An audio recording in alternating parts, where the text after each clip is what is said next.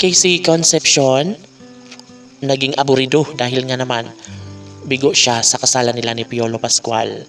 Yes, ito lang naman talaga ang talagang pangarap ni Christina noon pa man na makatuluyan niya itong si Papa P.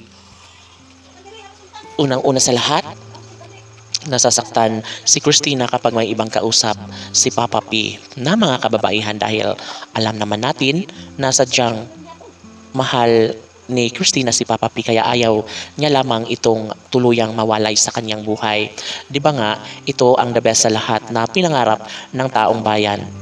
Kung ano man ang magiging plano ni Christina, ito ay isang may magandang kabuluhan.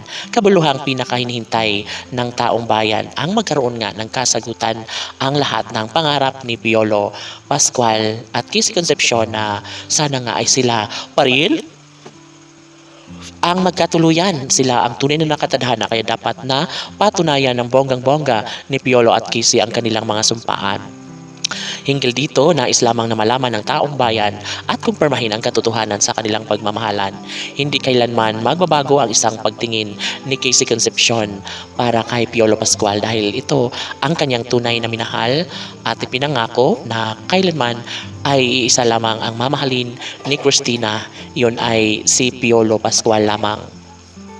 Hinihiling ito sa may kapal ni Christina at tila dininig naman ng Panginoon ang dinarasal ni Christina na sana nga ay makilala niya ang lalaking kanyang gustong makapiling sa habang buhay. At ito nga, dumating sa kanya si Piolo Pascual.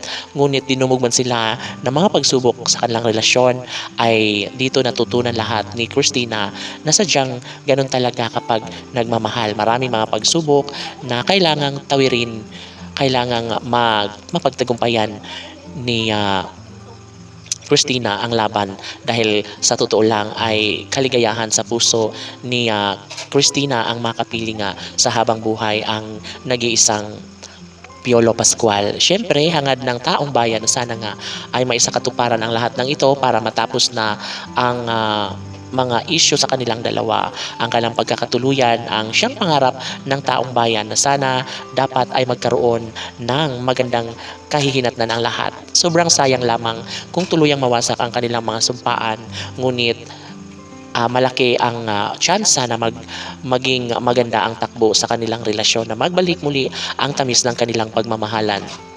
Yes, nararamdaman ito ng netizens na talagang deserve ang kaligayahan na nararapat para sa buhay ni Piolo at Casey at dapat na sila lamang ang magkakatuluyan at bumuo ng sariling pamilya. Sana'y magiging maligaya sila habang buhay. KCPG Fanatics, laban!